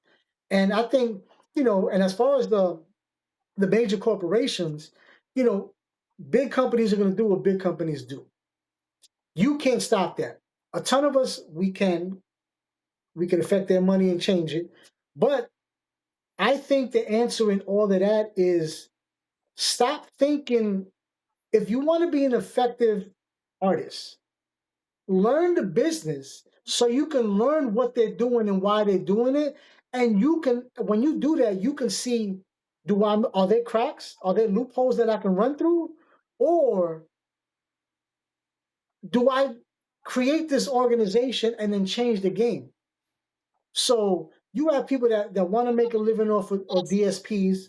You have to do ridiculous numbers. You got people that want to do D2C, direct to consumer, which like I am, but it's still work. Take everything, understand what the majors are doing. The majors are turning into tech companies. So if the majors are turning into tech companies and there's holes that money's being made, why don't you study that hole and then fill it with the answer? If these majors are making billions of dollars owning tech, and there's money over here that they don't really worry about, but that number is to be $1 billion. Why you can't make a living off 100,000? You can't make a living off of 200,000? Like you can. So stop worrying about making $10 million off your records. Make what you can. Understand where the loopholes are. Take that, build your legacy, double down on investments or whatever. But the state of the industry, I think it's in a space where if you're an entrepreneur and you understand business, it's a great space for you. You just have to know what to do, who to have on your team, and how to get there. But expecting to write a rhyme and it to just happen, I can't. I'm beginning to have deaf ears to that, and we have to figure out. We have to learn what they're doing. You got people that are using AI to benefit. Whatever works for you, but understand the business, understand what you're doing, and then figure out where you fit in and sit there. All right. What do you want listeners to take away from this album? What I want them to take away from this album.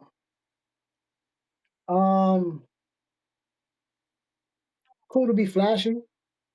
It's cool to have goals. It's cool to have immediate goals, but understand there's a bigger picture. And you don't have to sit all your life just being focused on the bigger picture, but understand that every small increment that you pay attention to the bigger picture will compound. And that's in everything, meaning, yeah, you save a penny now, save $1, it'll turn into money. But the gratitude you have for just washing your face in the morning and that water hitting your face and you feeling good, that small piece of gratitude can compound into immense confidence in you and the people around you. Like, I want people to get away that get out of the album that legacy, build my legacy isn't just me building financial wealth to pass on to my kids. It's me building a character that I've always wanted to be and understanding that it's not even a character anymore. It's actually me. And, you know, me not appreciating those little things, me not appreciating people um, around me and what they've done for me. That legacy is more than just about money. Legacy is about who you are. It's about your character. It's about your personality. It's about, you know, your emotional connections. Even you could pass on emotional connections, like you can.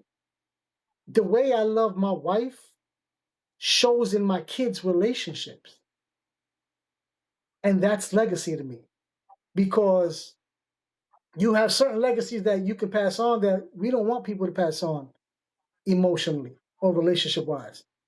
And I'm glad that the relationship that we have is going to carry on. I've seen my nieces and nephews say things about my relationship with my wife and talk about how that's their model of a relationship, you know, and understand that I'm not just talking about money on this album.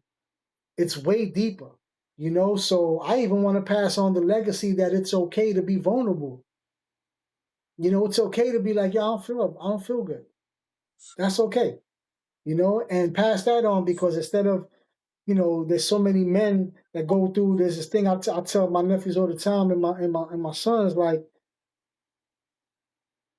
I'm Puerto Rican, so there's a big thing in Puerto Rican culture. A lot of men, a lot of male Puerto Ricans have what we call machismo, and it's bravado.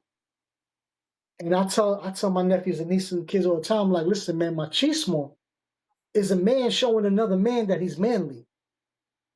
I don't get it because just be you. And that's actually the best thing you can be because if I'm showing you that I'm manly, I'm actually taking certain characteristics away from myself to impress you. Right. And why am I worrying about impressing you? Like it doesn't improve someone's health. It doesn't pay somebody's mortgage. It doesn't even make you feel emotionally solid. So, you know, things like that is important for me to pass on. Like, yo, stop being a man for man's sake and be a man for you. Like stop being so tough and for someone else to say you're tough.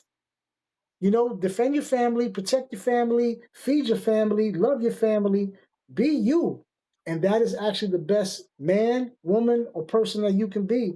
So these are the things that I want people to take from the album. That like my legacy is not money. My legacy is way deeper than that. And I think, you know, if you start to what I just said, if you start to pick certain lyrics from the album, you're gonna see those things stand out. When I talk about the, you know, feeding a homeless person and not showing it on the camera, me talking about, you know, it still hurts me that my dad passed. That before my dad passed, he wasn't here. Certain things, you know, throughout the album really stand out to me. You know, like I'm here to live my destiny. Ironically, my niece's name is Destiny. You know, so those types of things really like that's the legacy I want to pass on. What I'm really talking about on the album ain't money. Keeping in vein with the title, Build Your Legacy, what does that look like for you? How are you building your legacy? How am I building my legacy? Um, it's the minute choices I make every day. I realize at one point before I realized that it was what I just said. I didn't want people to take. To me, it was just about how do I pass on what we have. You know, whatever we've accumulated in life, how do we pass it on? That's legacy. That's the definition in the book. But what I really realized throughout life is, um, all I see when I say I wake up in the morning and I see, I pray, I want to pass that on. I pray and I see I say my affirmations and I see my purpose. To me, it's so important to pass on the fact that it's not about me solely.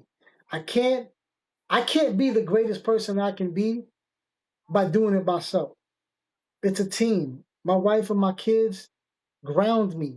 My godchildren, my nieces and nephews ground me. My little cousins, the little things I hear from them, oh man, I wish you was around more often. Those things, wow, you really want me in your life more. So being present is absolutely something I want to pass on through my legacy. I'm there. I may not have what everybody wants me to have, but I have what they need.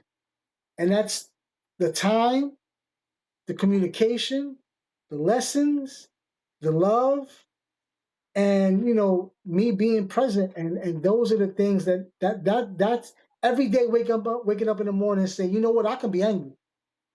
Because I can always find something to be angry about. But I choose to be happy because whatever's going on, I'm actually blessed to be in a space where I can go through that. And conversation I had with somebody, one of the youngins, and I'm teaching them, and I'm like, yo, you don't understand, being broke is a blessing. He was like, how the hell is being broke is a blessing? I was like, because so-and-so didn't wake up today. They can't even be broke. So what are you complaining about?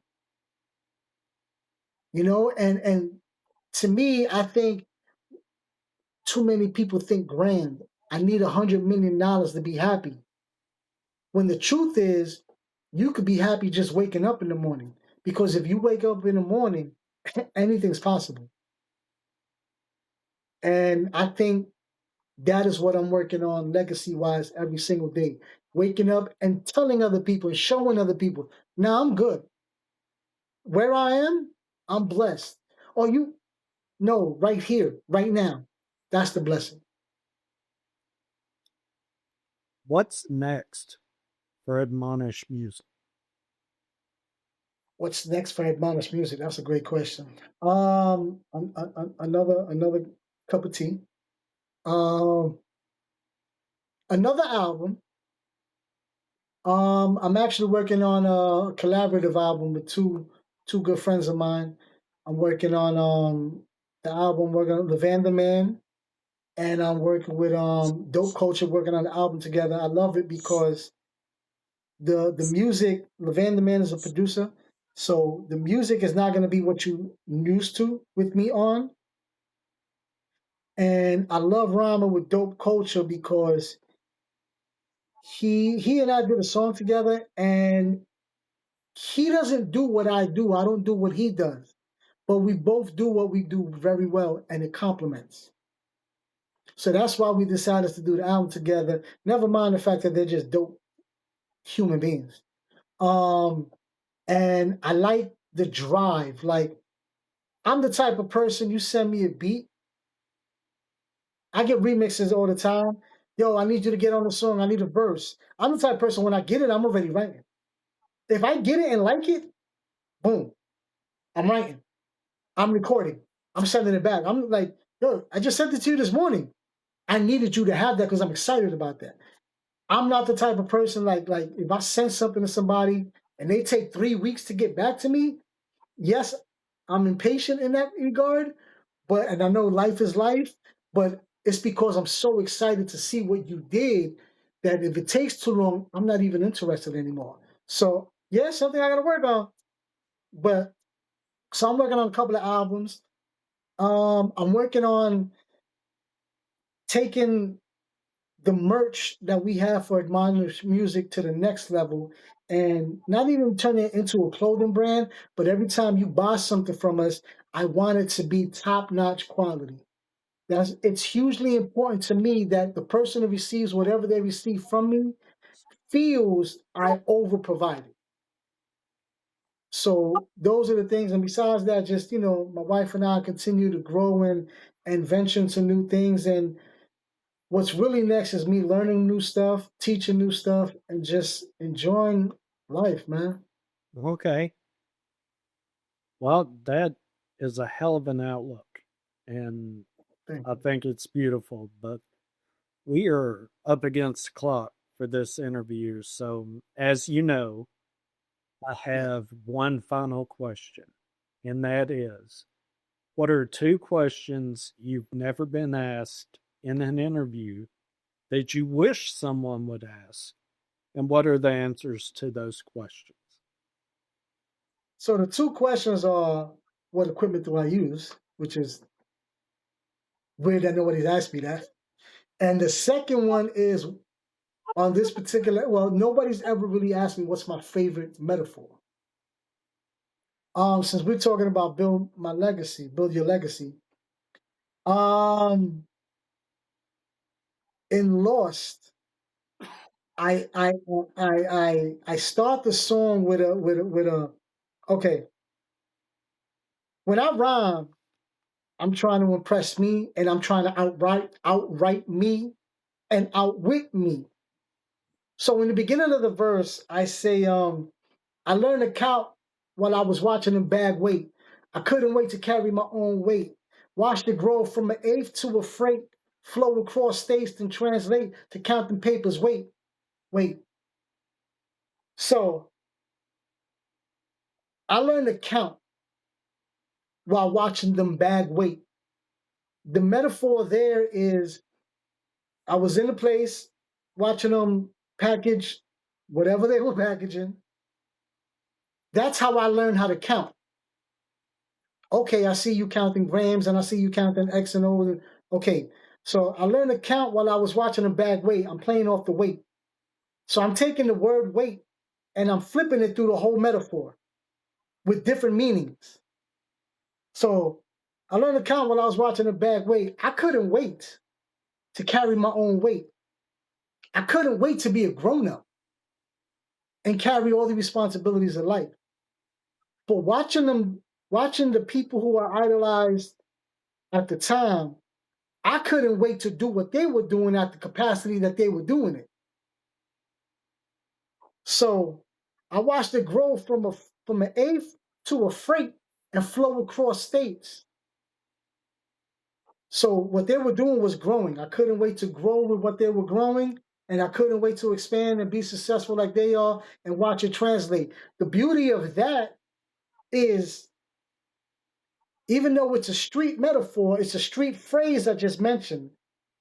I couldn't wait to write a song and watch it turn into an album and go from state to state, right? So then I say, and watch it translate. I'm translating the street culture to music now. And I couldn't wait to watch it translate to counting papers weight. I'm going right back to the beginning, saying I learned how to count while I was watching them bag weight. They made so much money you couldn't count it no more. You had to measure it by weight. Weight. So the last word I say is weight, going back to, damn, you made so much you can't even count it no more. You have to weigh it. How interesting is that? So that entire metaphor is a double entendre, triple if you want to go in. It kind of explains who, and the way it was written was, in the beginning, I learned how to count, so I'm a little kid.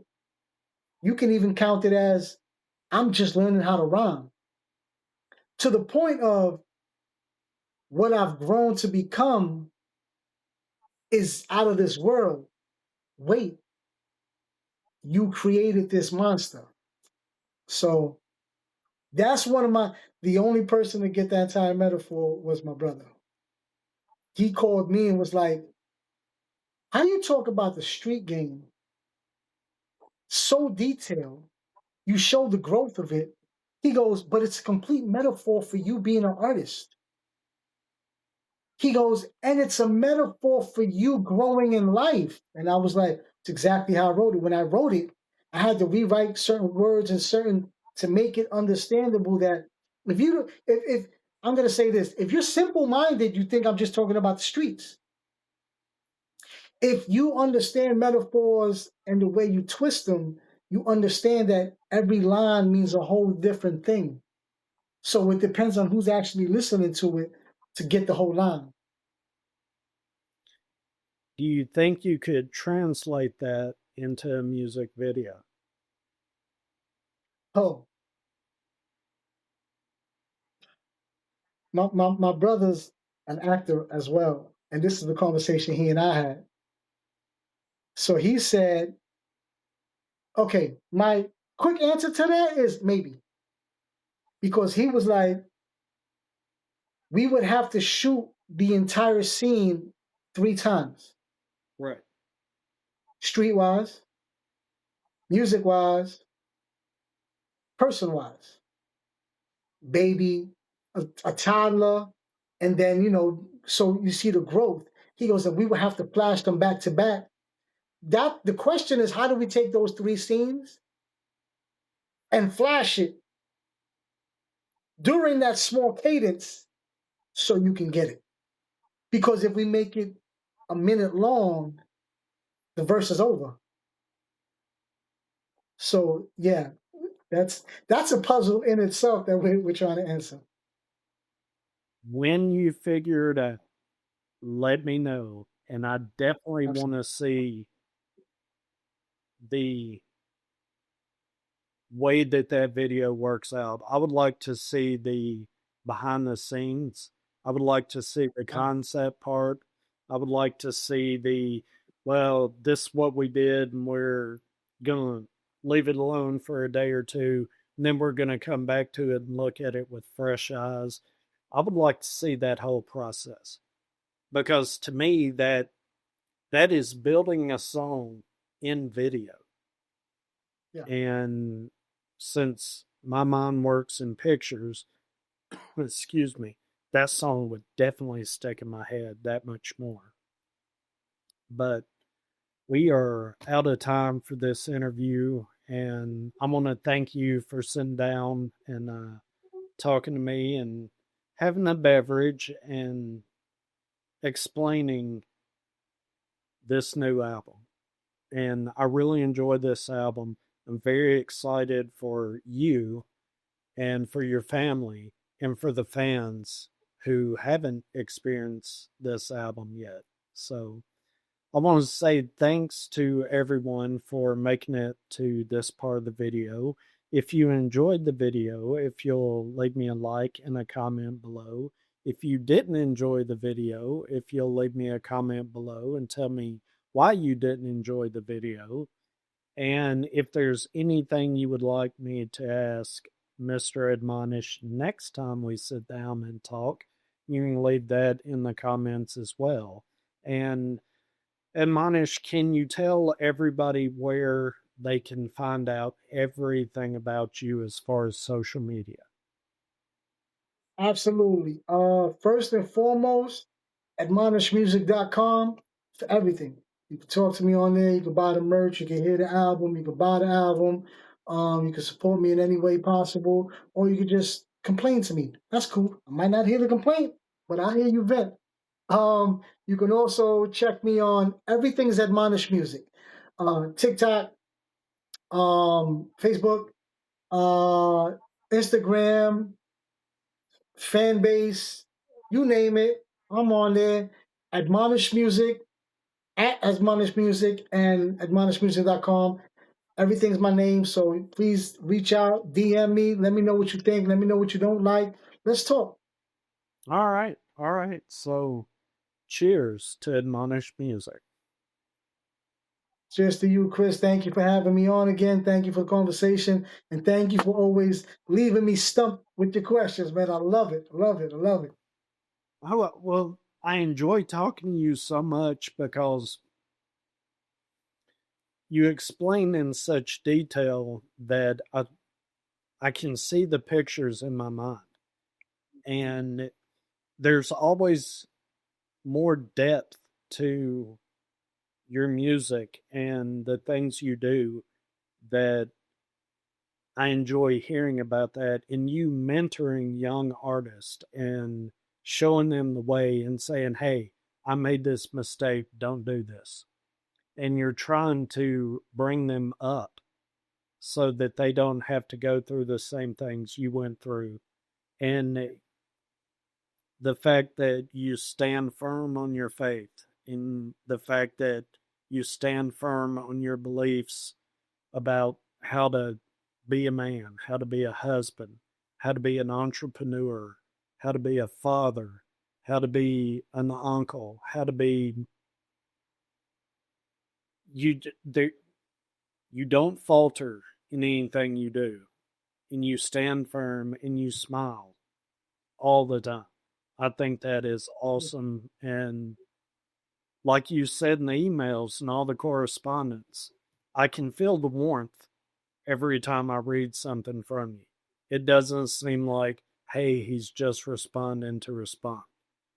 He's responding because he wants to, and because there was a conversation and he's adding to it. He's not just saying, okay, yeah, I saw that. I'll get with you later. Not a year. And when I see a notification on there from you, I jump on it a little bit faster than, maybe I do one of my jobs, sending me some sort of message or email. I really enjoy that. And I think that I'm going to say it's a skill, because you may not say, and I appreciate your argument when I said, oh, that's a skill. And you're like, no, it's not a skill. And I was like, what? Okay. Well, let's hear him say why it's not a skill. And then you explain it. And I'm like, oh, damn, he's right. Shit. But it is a skill people learn. And I think people should learn the skill. My piece is, how personable is it? Right. And to me, that's what, like I'll give you a perfect example. Salesmen learn it all the time. But I think when you're genuine, you can sell more because you're not selling anymore. People want to invest. There's a difference between buying something and investing in something. Right. I know people that buy cars all the time. And I'm like, you bought that car so you can impress somebody. Yeah, but you bought this car. Yeah, but this car lasts me 10 years. This is an investment. This is a purchase. Two different things. And so I feel when someone learns a skill, if you don't make the skill personable, and this is for anything, you can have somebody who just learned how to lay down floors in somebody's apartment. If they learn to lay down floors just to make money, you're going to see a different floor with somebody who did it because they love it. That wasn't a skill for them. It was passion. The skill comes from the person who's like, I got to pay my bills. Yeah, and you're going to do a good job, but I'd rather have a great job. But this person who did a great job, I'm going to hire him to do my bathroom. I'm going to hire him to do my bedroom. I'm going to hire him to do my windows. And to me, that's where it really, they invested. Now, you're going to have people that you're going to be amazing to, and it flies right by them. That's cool. That's where I learn not every dollar's my dollar, or not every customer's my customer. So you are absolutely correct, and it's a skill. I just feel with me, it's not something that I'm practicing. It's not something that I'm displaying to get something. It's just something I do. And I appreciate you explaining it. And Yeah. when you said, oh, it's not a skill, that kind of caught me off guard. And I was like, oh, oh, he's pushing back a little bit. I kind of like it. And then when you explained it, I was like, yeah, I think I like his definition a lot better. Yeah. And I like the way you explain it. And again, it kind of all circles back around to the real you. You're not just putting on a show. You're not just out there doing the interview to do the interview. You're putting feeling and passion behind it, and it shows in the final production. It's like, oh, he didn't just say like, oh man, I gotta sit down and fill a couple of hours with this dude that's gonna hit me up in a few minutes, so let me just put on a smiling face. Yeah. You know, as far as the invite to the interview, we're about 15 minutes away from this thing cutting off because I have to put it for so long, but you're so personable and your conversation skills are so good that I just want to keep talking to you. So, Thank you. So next time I'm going to have to schedule this for a little bit longer time so we don't end up running out. So we can fill up those 7 pages. Right.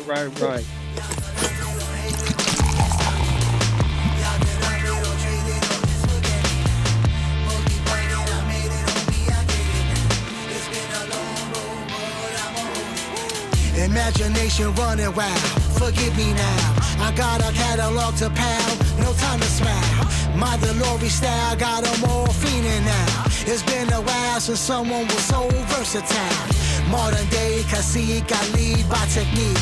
No force stable when you ride with me, I'm not a freak. My frequency so unique, come and vibe with me. Hear me speak, it's like a TED talk at its peak. I inspire desire, raise it a level higher. To inquire, no reason to admire my flyer. I'm the supplier of fire on every beat acquired. You might as well retire, a liar, a town squire. I rattle a beat, defeat the kick and snare in battle. Tackle the back, running and rushing the seam scramble. See a rapper on his knees at a Catholic chapel. Pray your Lord, forgive me, that boy had a major hassle.